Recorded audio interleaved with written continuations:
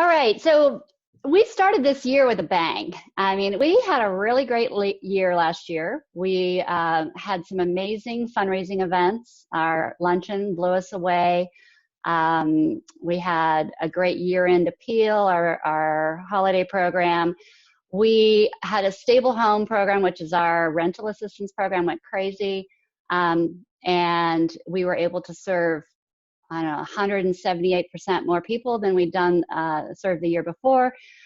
And we ended the year knowing that we were finally going to be able to grow our housing stock because we had some wonderful angel investors who purchased a fourplex, and we have the ability, and they're leasing it back to us. So we are moving, as we speak, more families into that. So we're able to grow.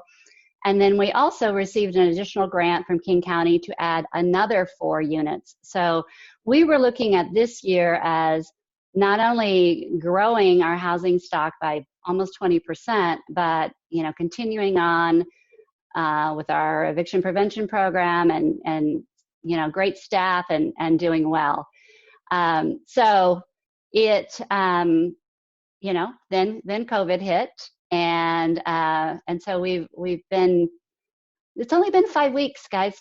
February 20, no, I guess 6 weeks. February 29th was the D-Day that I noticed that we first had our first death in Kirkland.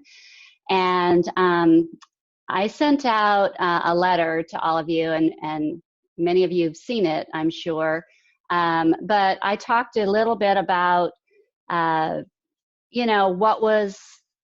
why we reacted so quickly. One of our properties was directly next door to Life Care of Kirkland. We had one of our tenants was an employee there, and he had been in contact with one of our case managers while he showed symptoms. So all of a sudden it became very real.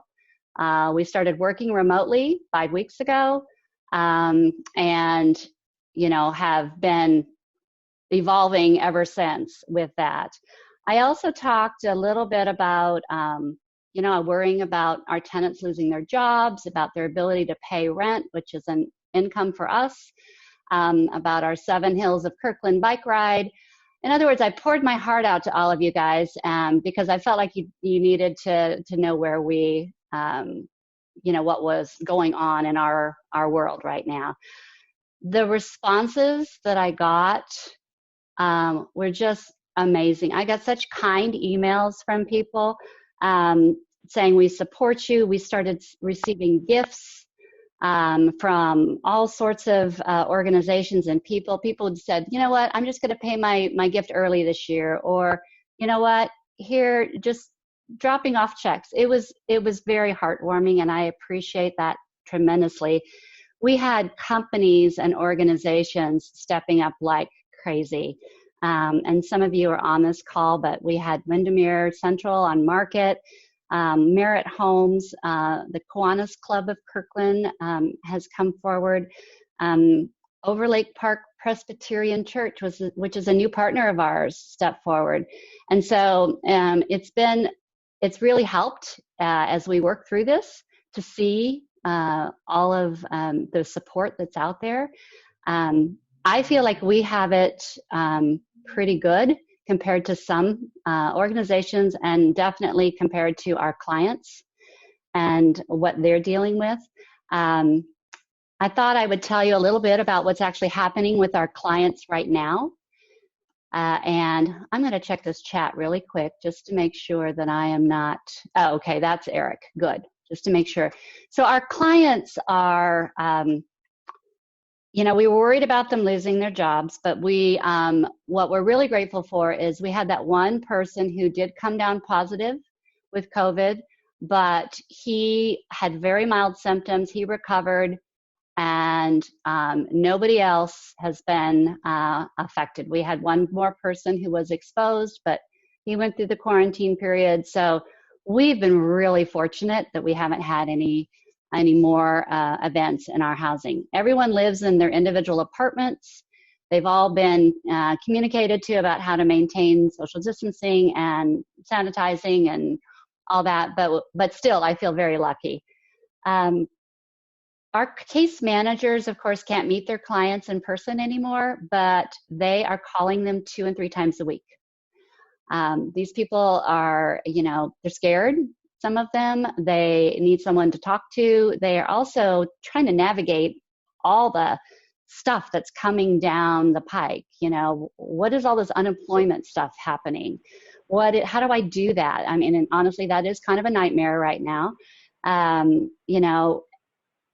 52% of them have lost their jobs at this point in our housing, and that is based on actual interviews with them.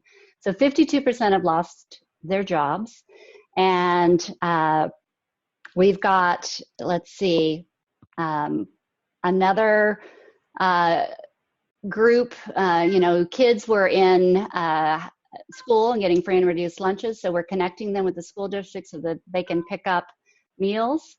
We also have, we're connecting them with HopeLink and food boxes, that they can go get food boxes. And if they can't go get them, our case managers are picking them up and delivering to them.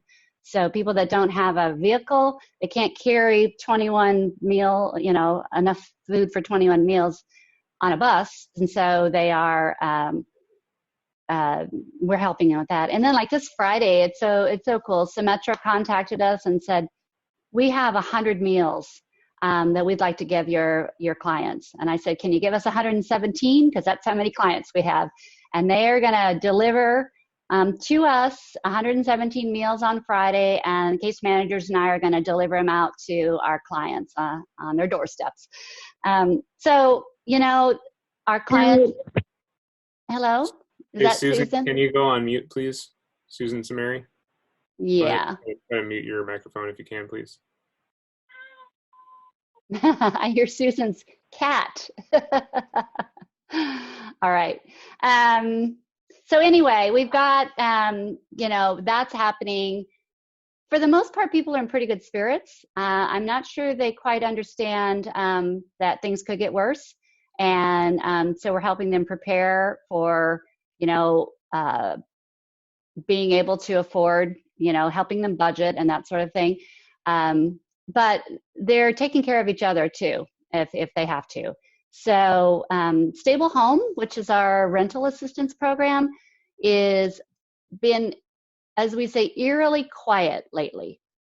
It is, I think, we've got an eviction moratorium in place right now to the middle of April. And so for the most part, I think landlords are being pretty reasonable. And but what this is going to do is May and June are going to be crazy. And we are seeing people that don't normally apply for rental assistance, people that are above our income levels that we serve, who are for the first time having to seek assistance. So the clientele that are coming in are a little bit different. So we're fielding a lot of calls, but not necessarily a lot of eligible clients on that. Not yet, but I know it's coming. Samantha, I thought maybe you could share with us what's happening, kind of in the business environment right now, because this is impacting, ultimately our organization and families and stuff. So Samantha is the CEO of the Kirkland Chamber of Commerce, and so she can share some of that with you. Sure. So, as you know, we were the original epicenter of this crisis in the United States, and so Kirkland and our surrounding cities have been feeling this a lot longer than other places in our state and in our country. So we're definitely seeing the impact on businesses already. At the Chamber, we have, in partnership with the city and with a couple of other private folks, created a small business relief fund, and not knowing how many businesses were going to be in need right away. And we had over 700 applications, and these were just for brick and mortar businesses. We had an original grant of $250,000, so it wasn't a huge pot of money at the very beginning. So we had really strict criteria, and just the amount of need that we saw already from that is kind of showing us the impact that we've had just in our community. So the businesses are really suffering. A lot of them have had to lay off staff. A lot of restaurants are down to the minimum staff, and they're doing to-go orders, or they've closed entirely. The retailers are wondering if they're going to be able to come back. I mean, it is definitely hit business really hard, especially those who rely on walk-in traffic to keep their business alive. So we are working to respond to that and give them some help, trying to share as many different things as possible as we can about federal programs and loans, which is really going to be the source of help for businesses. But what that's doing is it's impacting sponsorships for nonprofits like Attain. There's just not a lot of money to go around to keep our nonprofit community going right now.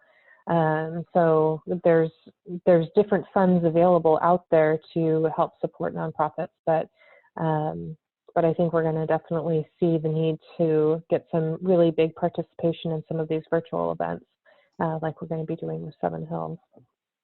Yeah. So I hate to sound like a doomsdayer on that, but it's we haven't seen the last of the impact. This is going to be far-reaching. So it's really important, once we are able to get back into the community, to go out and have dinner somewhere at your restaurants, buy a gift card from a local retailer online, just to get them some cash flow right now, because a healthy local economy supports everything that we care about in this town. Thank you, Samantha. So before we move on about the state of the organization, I think this would be a good time to stop and allow you guys to ask questions that maybe about, the types of things that our clients are facing. I've learned more about how social programs work and unemployment works and all of that in the last few weeks than ever before. So this is the time for you to ask questions if you have any. Does anybody have any? I guess you would raise your hand, or you would, if you're on the phone, you probably just have to speak. Yeah, you can raise your hand, or if you're just on phone only, just go ahead and jump right in.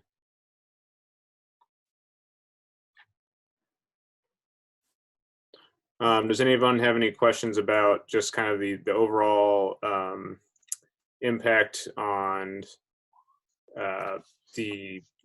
our transitional housing clients, like as they are right now, like Kathy mentioned with Overlake and Merritt and Windermere stepping in as early, proponents of helping us keep our tenants on track as much as possible with rent, because that will help us down the road. It helps us keep up with providing our case management services. Does anybody have any questions about that, or about just anything with our current transitional housing clients right now? All right. Well, that is fine. That's good. I'm glad that we are able to move forward, because I wanted to talk to you a little bit about what happens. Eric was alluding to it a little bit. So 52% of our clients have lost their jobs.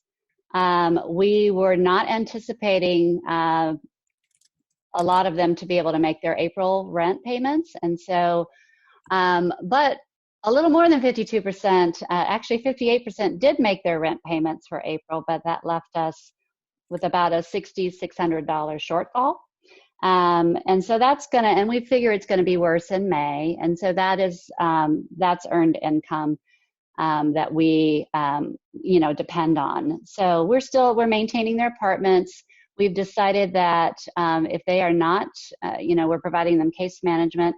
If they cannot pay their rent, we are not going to put any more pressure on them right now, because they have enough. And so we're telling them, first of all, they need to have applied for unemployment if they're eligible. That is very important. And connecting them with jobs that are available right now, QFC, Amazon, places that are hiring.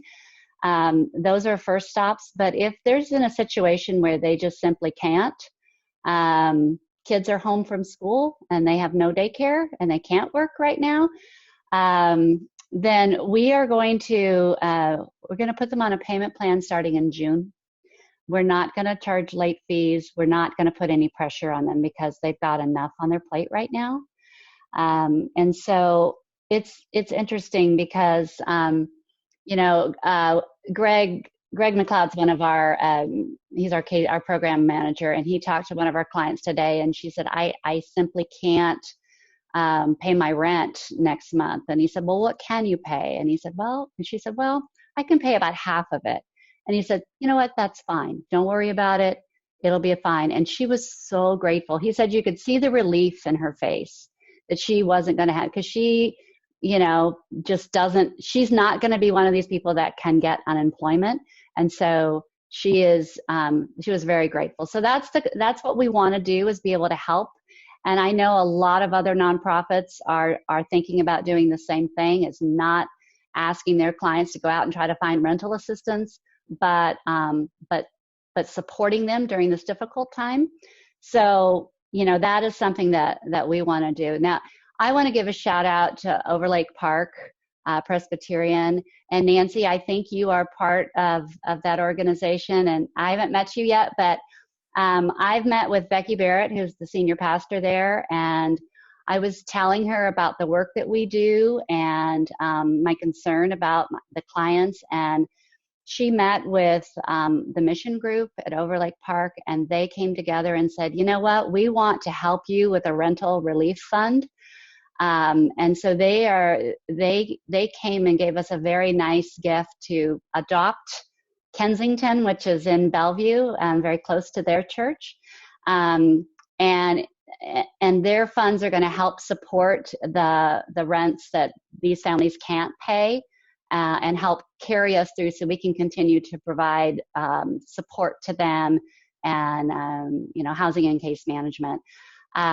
Just yesterday, we found out that the Kirkland Kiwanis Club of Kirkland has stepped up, and they have also adopted one of our properties in Kirkland.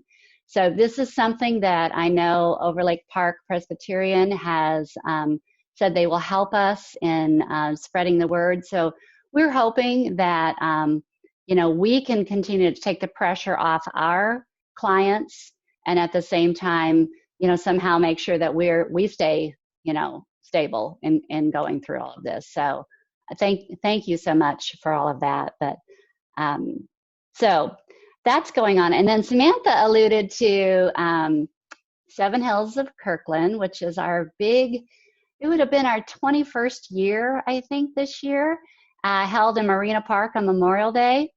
1,000 riders that we have come through, and it raises $100,000 for us. Well, we aren't going to have an event in Marina Park, but I don't know if you might have seen it today, but something came out, and we are shifting gears on Seven Hills, and we're going to make this a virtual event for the month of May. It is going to be a way for people anybody, and even I am going to participate in this because I don't have to ride a real hill.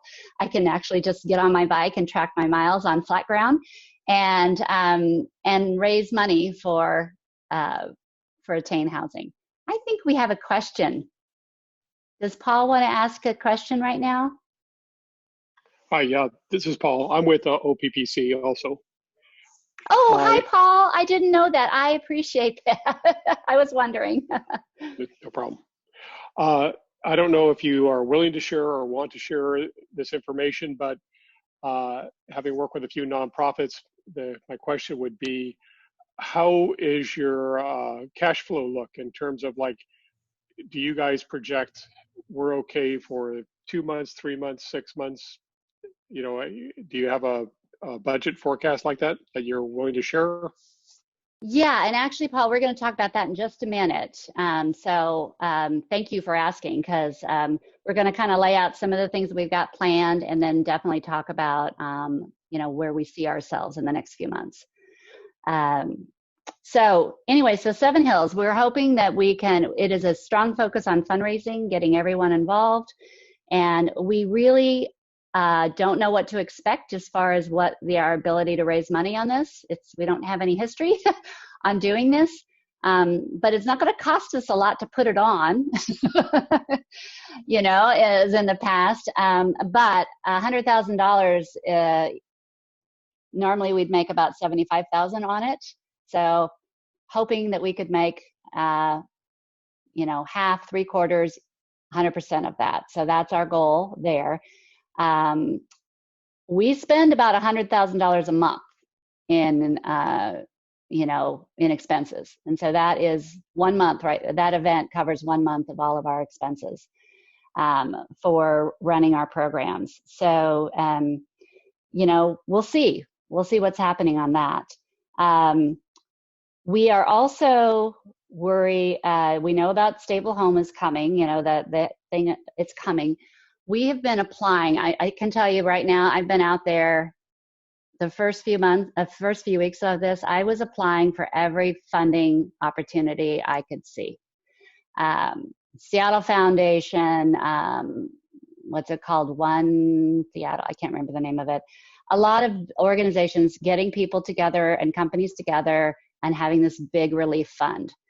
Seattle Foundation came out, released $10 million, primarily to more established organizations or organizations that are targeted towards immigrants, refugees, persons of color, that sort of thing. They're supposed to be coming out with another round, and so we've, you know, got our fingers crossed for that. But City of Bellevue came out with, gosh, I can't remember off the top of my head, $140,000. They went out to 5 different nonprofits to do rental assistance. But those are the 5 nonprofits they were already contracted with, and so not us. So it was getting very frustrating because we weren't seeing a lot of money coming from, you know, the big pots that you're hearing about coming down. We did receive $10,000 from the city of Kirkland recently, which was huge for us, and that is to go towards our Stable Home program. So that is really good.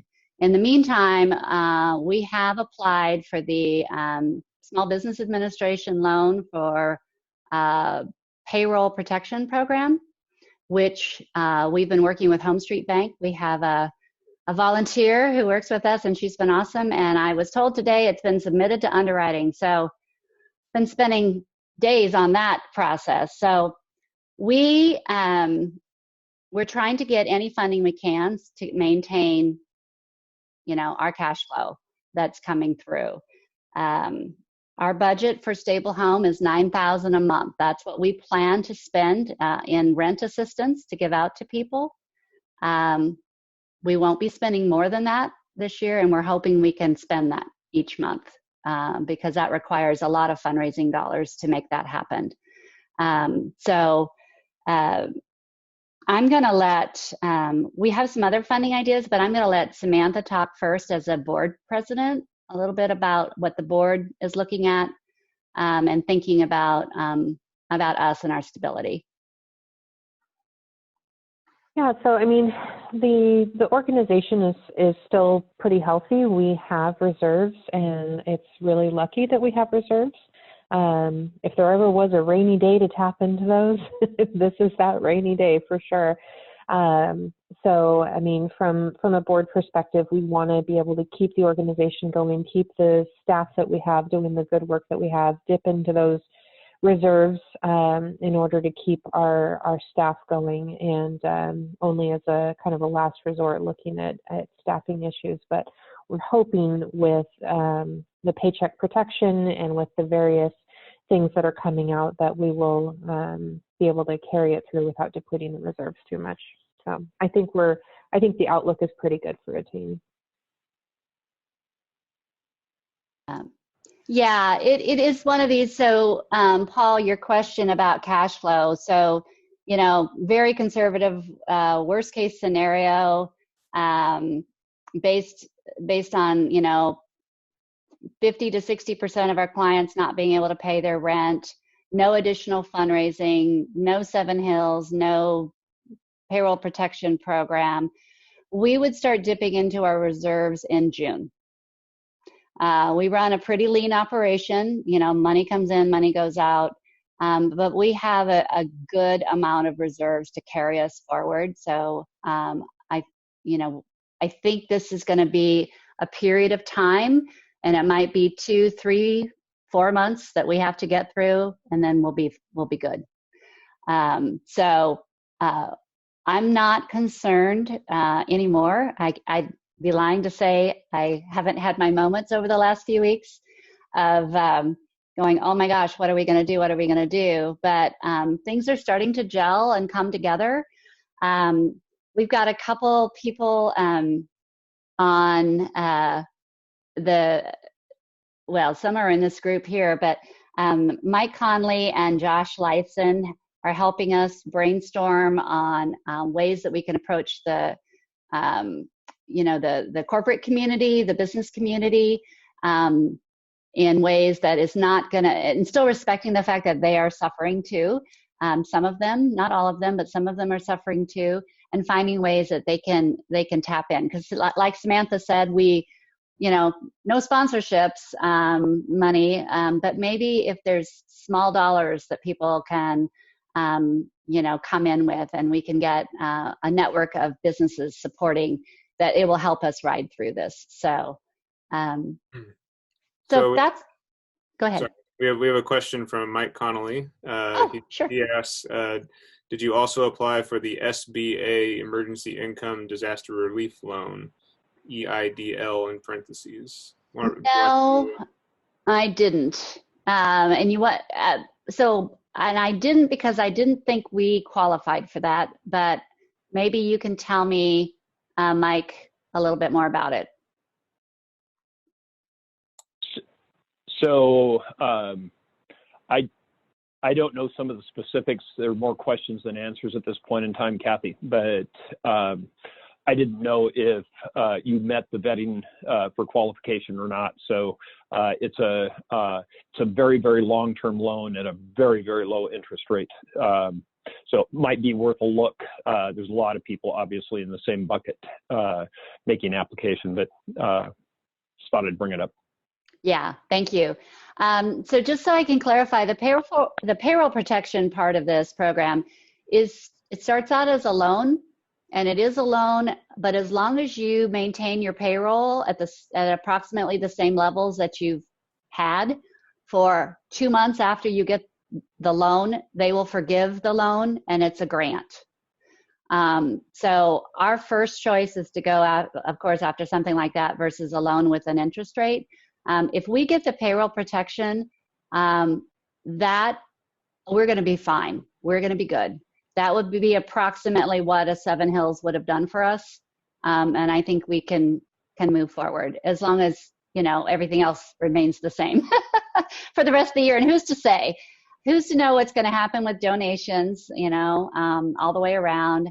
Who's to know what's going to happen with our luncheon? Are we still going to be able to have a luncheon in September, which is a huge fundraiser?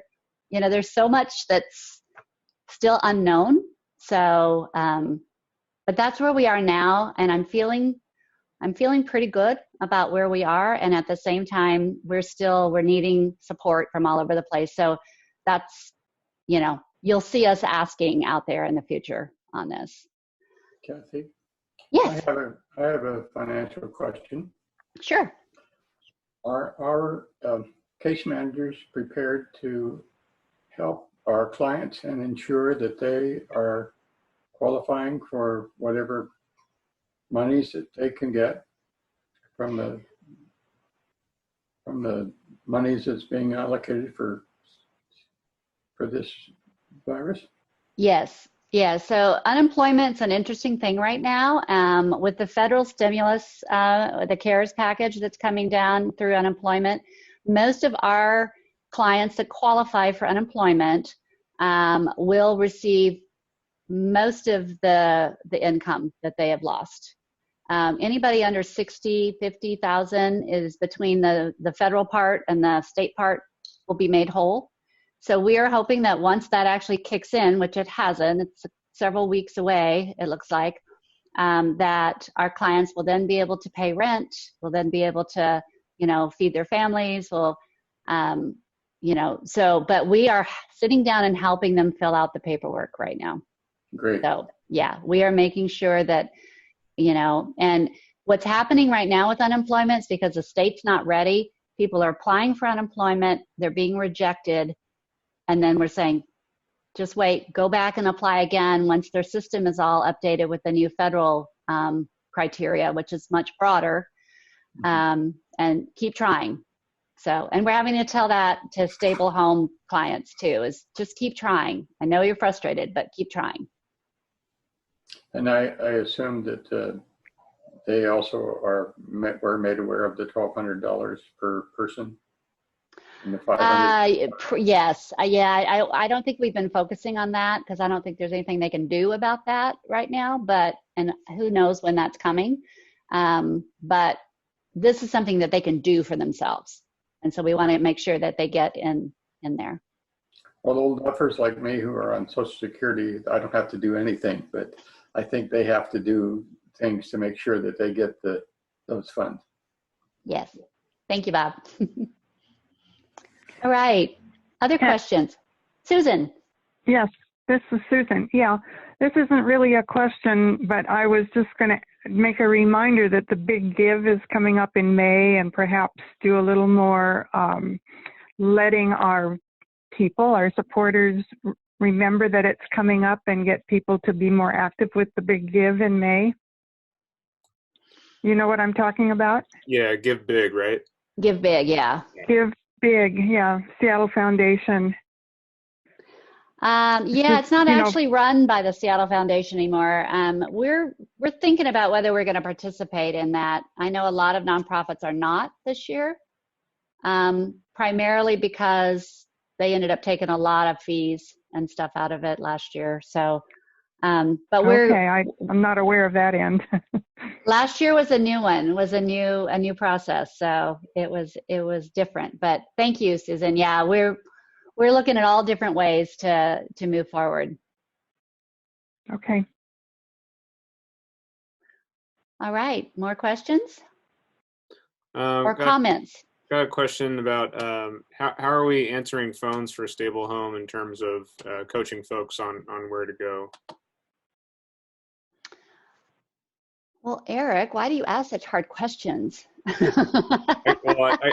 can help answer it. It's like right now, because, and board members are aware of this, but because of the size of our organization, we are more available on the phones than some of the bigger ones like HopeLink, et cetera. And so when people are, at the point where they're desperate and they are either looking for housing, a shelter, or whatever resources they can find, our name starts with A, tends to come up early in a lot of searches that they do.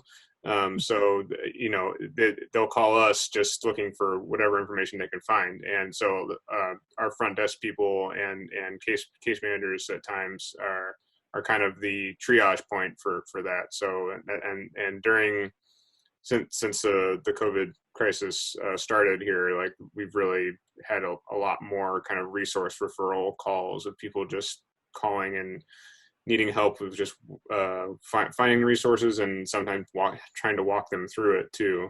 So that's like a service that Attain Housing provides that we don't really talk about or publicize it, but it's just the fact of the matter is that we're just easier to get a hold of, and so that is a big plus for people that are out there looking for resources. Yeah. Tomorrow, our program manager, Greg, is hosting a conference, video conference, I guess, with all the financial assistance providers on the East Side to talk about how we can find out exactly how we're switching. People are starting to switch because of what's happening, who's opening up their guidelines, who's doing what, so that we can coordinate a little bit and know what's happening. Because while we might not have gotten any additional money except for Kirkland, what happens if a Bellevue resident comes to us, and who should we refer them to right now, and who can handle it, who's gotten additional monies to handle them, to support that. So we're trying to work together with the other nonprofits because we're all in this together. Something else I wanted to mention, we are still bringing in new families. We have had, I think 4 different new apartments open up over the last month. Well, they haven't opened up, but they've been what we call turned over. So our Kurt Larson, who is our facilities manager, has still been going out and getting apartments ready so that we can get new families moved in. He does not like braving the lines at Home Depot, but he's doing it. Thank you, Kurt. We are interviewing families for these apartments virtually. So this is new. We are doing a very interesting type of lease signing, all digital, 1 person from the family, 1 person from Attain, 6 feet apart, so that we can hand over, keys. And so we're continuing to move forward so that we can keep filling. We're not asking any of our current tenants to move out. Even if it's time, we're not putting any pressure on them to move at this point. It's like, because everything has slowed down to a crawl as far as movement in and out of affordable housing places. So, but I forgot to mention that part, that we're still doing that. All right. Well, anyone else? I wanted to pose a question to the group, and that was just, what are some things that are worrying you about how the community will weather this crisis?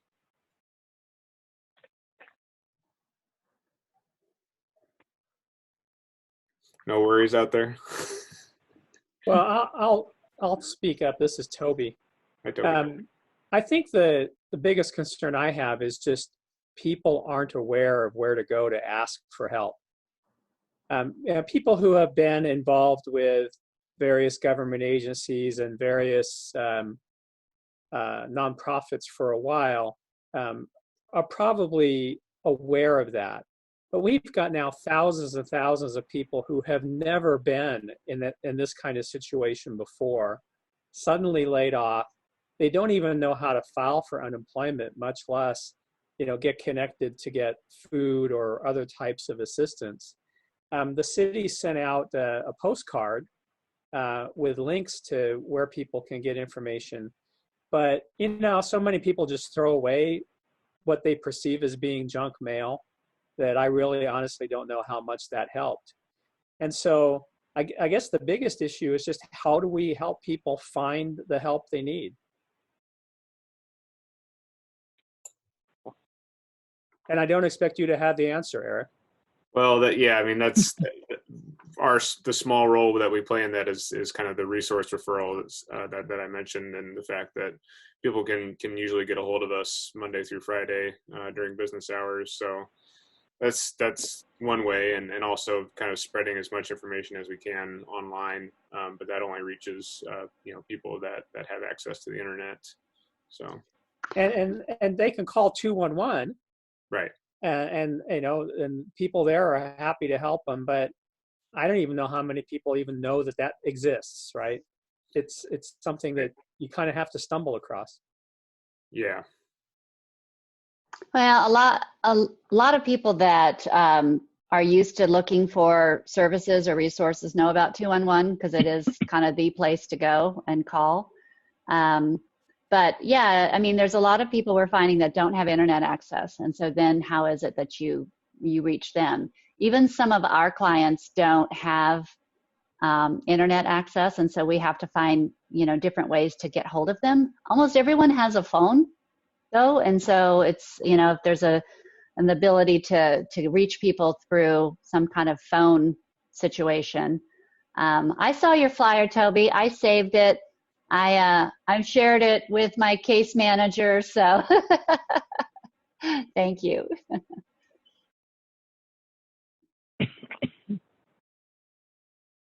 Anyone else have the question that Eric was asking? Any concerns? Anything that you're seeing that's unique and that you'd like to share? Because that's what I'm finding is. What's really impressive to me is watching how organizations and people are changing what they do in order to address this this crisis.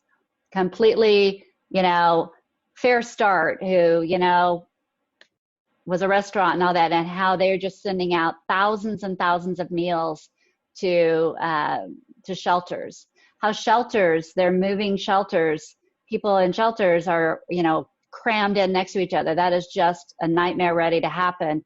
They're renting hotel spaces and moving, individuals into hotel rooms so that they can be separate. And hotels are stepping up to help with that. So it's just, in a lot of ways, it's I focus on those positive things because it really helps me get through the day on those. I think the biggest elephant in the room, which we haven't talked about and which none of us can do anything about, is when are we going to get this economy fired up again? Yeah, that's the big question. I think the good news on that, folks, is we had 5 major employers in the Puget Sound area: Amazon, Google, Boeing, and actually the 2 military bases, Joint Lewis and Navy and Bangor shipyards. They were all uncharacteristically going very, very strong at the same time. And if the stay at home is at least the restrictions are eased a bit on May 4th, I think we'll see a lot of jobs come back into play. So I think there is good news on the horizon there. All right. Kathy, do you want to talk about how just our staff has talked about stress and trauma amongst ourselves and kind of how we've kind of or especially case managers have absorbed some of the stress of our clients? Oh, yeah. It's a tough job being a case manager. It's a job I couldn't do personally because you do take on a lot of, you hear a lot of stories, you see a lot of things. And so our staff gets together every morning on a Zoom conference like this and tries to, come up with funny things to do, trivia.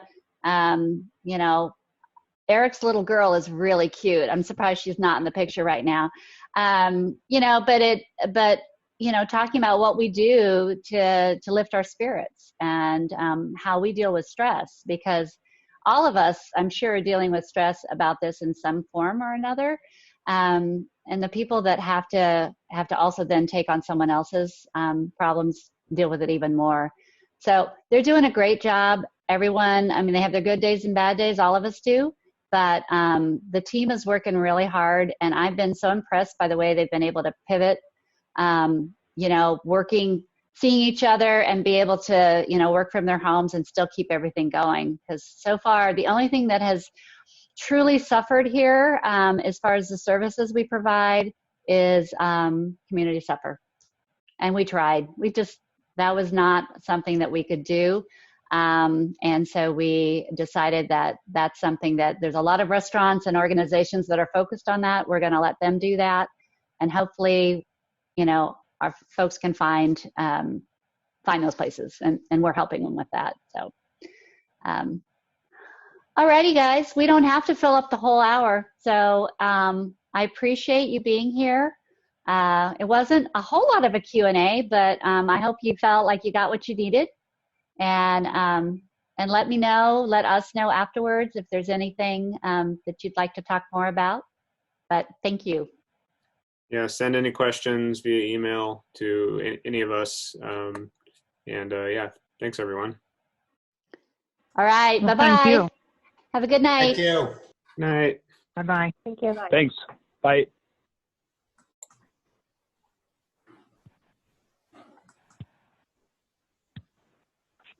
All right, we're going to see who's left last. Bob, you got a camera. Hi, Susan. All right, see you later.